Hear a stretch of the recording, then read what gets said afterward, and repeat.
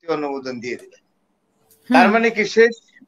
আপনি $14.2 বিলিয়ন এর প্রপার্টি একদম হয়ে গেল আসমুদ্র হিমাচল পর্যন্ত এই সম্পত্তি মুসলমানদের, তাই না?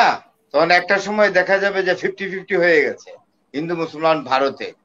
তো এই জিনিসগুলো হচ্ছে আর কি, যেমন এইটা যে কোন চাণক্য নীতি, বিষ্ণুগুপ্ত বা চাণক্য পণ্ডিতের অর্থশাস্ত্রের মধ্যে এই এই এই লেখা ছিল না, আমি বইটা পড়েছি। হাসিনা আপনি গজল শুনেন কিনা জানি না, চুপকে চুপকে রাত দিন ইয়া সুবহানা কা ইয়াদ হে, এই গজলের লেখক হইল হযরত মুহানি সাহেব। এই মুহানি সাহেব বললেন জিনা সাহেবকে যে জিনা সাহেব আসেন নামাজ পড়েন, তো জিনা সাহেব বলে I don't know how to pray. শব্দটা হলো আরবিতে বলে ওয়াকফা, আর উর্দুতে উচ্চারণটা ছোট ওয়াকফ, এটা হলো চ্যারিটি।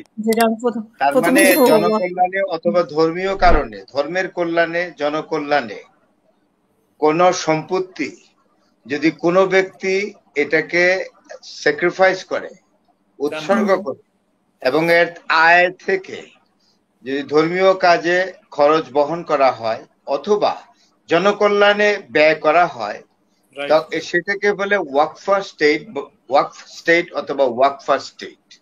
এবং এই ওয়াকফা স্টেট পরিচালনা করার জন্য একটা বোর্ড থাকে, বোর্ডের যিনি হেড তাকে বলে মুতাওয়াল্লি। যেমন আমাদের পাটোয়ারি ভাই, ওনাদের যে ফ্যামিলি ওয়াকফা স্টেট আছে এটার মুতাওয়াল্লি উনি, এবং আমার মনে হয় উনি যে দক্ষ মানুষ, মাশাআল্লাহ খুব চমৎকার ভাবে চালাচ্ছেন বলে আমি দৃঢ় বিশ্বাস। তো যাই হোক, তো ভারতের ওয়াকফা স্টেটের মূল্য কত জানেন? ভারতে ওয়াকফা স্টেট সব মুসলিম প্রপার্টি। আপনারা জানেন, ইতিহাসের দিকে যদি একটু বলি, 750 বছর মুসলমানরা ভারতবর্ষ শাসন করেছে, এবং সেইখানে মুসলমানদের যে ওয়াকফা করেছে বিভিন্ন জায়গায়, ওয়াকফা ঠিক রাখার জন্য সেখানে খানকাও আছে। খানকাতে যারা কাজ করেন তারা ওয়াকফা স্টেট থেকে বেতন পান, খাওয়া দাওয়া করে ওই টাকায়। তো সেখানে এর মূল্য হলো, সারা ভারতে ওয়াকফা স্টেটের মূল্য হলো $14.2 বিলিয়ন।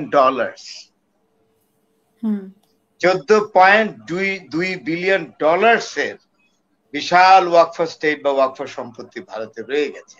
এখন এইটার উপরে চোখ টাটাচ্ছিল বিজেপি সরকার অনেক আগে থেকেই। চোখ টাটাতে তারা আইনগতভাবে এটাকে নেওয়ার জন্য এই লোকসভায় বিল এনেছে, এবং সেই লোকসভায় বিল পাস হয়ে গেছে, এবং এইটা লোকসভায় নিয়ম অনুযায়ী এটা এখন রাজ্যসভায় যাবে। রাজ্যসভায় যাওয়ার পরে রাজ্যসভায় যখন পাস হয়ে যাবে তখন এটা প্রেসিডেন্টের অনুমোদনের জন্য যাবে, এবং অ্যাকর্ডিংলি রাষ্ট্রপতি অনুমোদন দিয়ে দিবেন। তার মানে কি শেষ? আপনি $14.2 বিলিয়ন এর প্রপার্টি একদম হয়ে গেল আসমুদ্র হিমাচল পর্যন্ত এই সম্পত্তি মুসলমানদের, তাই না? এই সম্পত্তি সব চলে যাবে, এবং সেখানে আপনার আগ্রার তাজমহলও থাকতে পারে, সেখানে দিল্লির জামে মসজিদও থাকতে পারে, সেইখানে যত দরবেশ আউলিয়া আছে ভারতে ঘুমিয়ে আছেন সেটাও চলে যেতে পারে, খাজা মাইনুদ্দিন চিশতির মাজারও চলে যেতে পারে, বখতিয়ার কাকির মাজারও চলে যেতে পারে, নিজামুদ্দিন আউলিয়ার মাজারও চলে যেতে পারে, সৈয়দ আহমেদ সিদ্দিকের মাজারও চলে যেতে পারে। আমি একটা একটা করে বলতেছি আর কি। তো সুতরাং পিকচার ইজ ভেরি ডিসমাল। এখন সবচেয়ে বড় কথা হলো এই যেগুলো করছেন।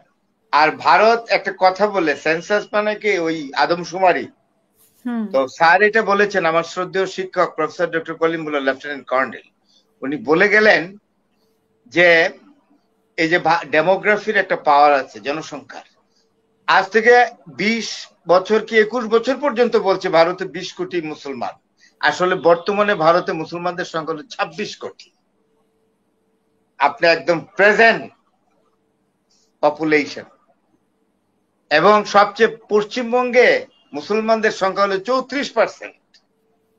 সেই জন্য ওই যে ইফতেখার নাই ইমতিয়াজ না বলে গেল যে আমাদের একজন প্রায় উনি আসেন, হ্যাঁ, ওরা এখন এনকারেজ করতেছে যে মানে ভারত সরকার যে সন্তান পয়দা করো, তাহলে মুসলমানদের ঘরে বেশি বাচ্চা, তাই মুসলমান ডেমোগ্রাফি এগিয়ে যাবে।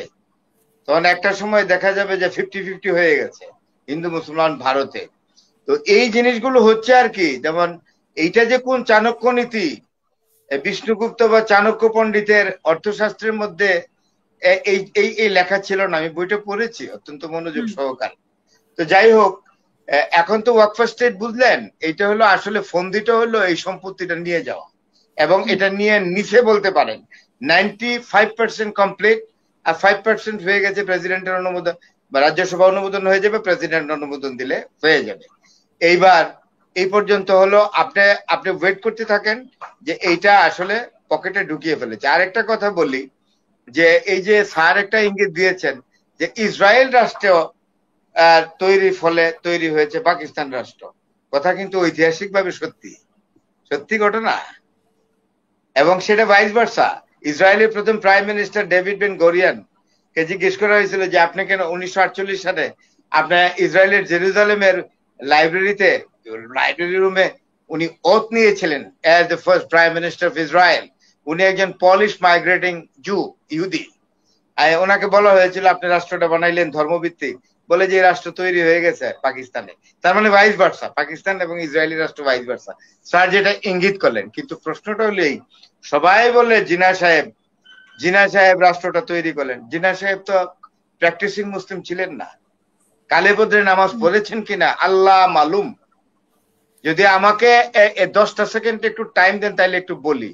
উনি যখন মুসলিম লীগের প্রেসিডেন্ট হইলেন, খুব এটা জানার দরকার আছে, মুসলিম লীগের নয়া প্রেসিডেন্ট যখন হইলেন তখন লখনৌ অথবা এলাহাবাদে একটা মুসলিম লীগের কনফারেন্স ছিল। তো কনফারেন্সে উনি তো তখন নতুন প্রেসিডেন্ট হইলেন মুসলিম লীগের, কায়দা আজম মোহাম্মদ আলী জিন্নাহ। তখনও উনি কায়দা আজম খেতাব পাননি, মহান নেতা খেতাব পাননি। তখন উনাকে আসরের নামে যারা আজান পড়েছে, তখন হযরত মুহানি সাহেব, উনি মুসলিম লীগের বড় নেতা ছিলেন, ওনার ভালো নাম হলো ফজলুল হক, ফজলুল হক না, ফজলুল হক। আর উনি কবি মানুষ ছিলেন, উনি লিখতেন হযরত মুহানি হিসাবে। হাসিনা আপনি গজল শুনেন কিনা জানি না, চুপকে চুপকে রাত দিন ইয়া সুবহানা কা ইয়াদ হে, এই গজলের লেখক হইল হযরত মুহানি সাহেব। এই মুহানি সাহেব বললেন জিনা সাহেবকে যে জিনা সাহেব আসেন নামাজ পড়েন। তো জিনা সাহেব বলল I don't know how to pray. জানেন না? বলে না আমি কিছু জানি না, সূরা কেরাত জানি না। বলে যে তাইলে আমি কিভাবে পড়বো? বলে যে আসুন প্লিজ, তবু আপনি মুসলিম লীগের প্রেসিডেন্ট, আসরের নামাজ পড়ছে, আপনি যদি এখন দাঁড়ায় সিগারেট খান জিনিসটা খারাপ, নামাজে দাঁড়ান। তো উনি গিয়া বললো যে আমি কিভাবে প্রেয়ার করব? বলে যে আমি যা করব আপনি তাই করবেন। তখন শুরু হলো, উনিও এরকম করলেন, যেটা এরকম ভাবে ধরে। তারপরে রুকুতে গেলেন, সেজদায় গেলেন। রুকুতে যাওয়ার পরে জিনা সাহেব আস্তে করে বলতেছেন mister Muhani what will be the next? বলে জাস্ট স্যার ফলো মি। এরপর সেজদায় গেলেন, what will be the next? Jinnah সাহেব জিজ্ঞেস করেন, বলে এরপরে আমাকে ফলো করেন। দ্যাট ওয়াজ মিস্টার জিনা। উনি টাটাদের জামাই, মেয়ের জামাই। উনি টাটা ফ্যামিলিতে বিয়ে করেছেন। ওনার ওয়াইফের নাম হলো রত্নাবাই প্যাটেট, ওনার শ্বশুরের নাম হলো স্যার দিনশা প্যাটেট বারেট ল, পারসি, বউ কিন্তু মুসলমান না। এবং আরেকটা জিনিস জেনে রাখবেন, এই যে পাকিস্তান তৈরির ফ্রন্টে যেসব বড় বড় নেতা ছিলেন, তাদের একজনের ওয়াইফ মুসলমান আল্লাহর রহমতে। জিনা সাহেবের ওয়াইফ পারসি, নওয়াবজাদা লিয়াকত আলী খানের ওয়াইফ ছিলেন খ্রিস্টান, উনি ধর্মগ্রহণ করেছেন। হুসেন শহীদ সোহরাওয়ার্দীর ওয়াইফ, সেকেন্ড ওয়াইফ রাশিয়ান। তারপরে মহিলা বেলে ড্যান্স পারতেন খুব ভালো। তারপরে মালিক স্যার ফিরোজ খান নুনের ওয়াইফ, যে বিকারুন্নেসা নুন বা ওয়াকারুন্নেসা নুন যেটা শুনেন, উনি একজন অস্ট্রেলিয়ান খ্রিস্টান লেডি কনভার্টেড হয়েছেন। তো এগুলো আমাদের জানা দরকার। তো জিনা সাহেব কেন পাকিস্তানের জন্য এত বেকরার হয়ে গেলেন? ওনার দিল এত বেকরার হয়ে গেল কেন? দিল বেকরার হওয়ার কারণ উনি না। উনি যখন আপনার বোম্বেতে একটা মিটিং হচ্ছিল, সেখানে উনি কয়েকবার দাঁড়িয়েছিলেন, তখন তিনি কংগ্রেসের সেক্রেটারি জেনারেল ছিলেন। উনি বক্তৃতা দিতে দাঁড়ানোর পরে আরএসএস এর ছেলেরা, রাষ্ট্রীয় সেবক সংঘ, এই সকল ছেলেরা মুখের মধ্যে 2 আঙ্গুল ঢুকিয়ে সিটি দিচ্ছিল। জিনা সাহেব বসে পড়লেন, আরেকবার উঠলেন, আরেকবার সমানে শত শত ছেলে আরএসএস এর সিটি দিল। তার মানে কি, তুমি মুসলমান, তোমাকে বক্তৃতা করতে দেওয়া হবে না, তুমি কংগ্রেসের লিডার হইলেও। তখন তেজ বাহাদুর সপ্রু ছিলেন পাশে বসা, তখন বলছিল যে এই সকল ছেলেরা যা আজকে করলো এটার জন্য চরম মূল্য দিতে হবে, আমি জিন্নাকে চিনি, কি করবে? তো এখন তো এই জিন্না কেন পাকিস্তান তৈরি করলো? বিনায়ক দামোদর সাভারকার আরএসএস এর প্রতিষ্ঠাতা, তিনি বলেছেন আরে মুসলমানদের সঙ্গে কেন থাকবো। জিনা সাহেবকে আর আস্তে করে বলে দিলেন আপনি আপনি মুল্ক তৈরি করে ফেলেন মুসলমানদের জন্য, কোনো প্রয়োজন নাই, আপনাদের সঙ্গে আমরা থাকবো না, আমরা বৈদিক ধর্মে বিশ্বাসী। আপনার তাই জিনা সাহেব has picked up this opportunity. তখন তার মনে একটা আকাঙ্ক্ষা জাগলো, উনি উচ্চাকাঙ্ক্ষী হলেন যে I would like to stamp my name as a creator of the state for the Muslim community in Indo-Pak subcontinent. এটা হলো আসল ইতিহাস। ভাগ হয়ে গেল, কিন্তু ভাগ হয়ে গেলে কি হবে? 750 বছর মুসলমানরা শাসন করছে, কত সম্পত্তি, কত ইমারত তৈরি করেছে।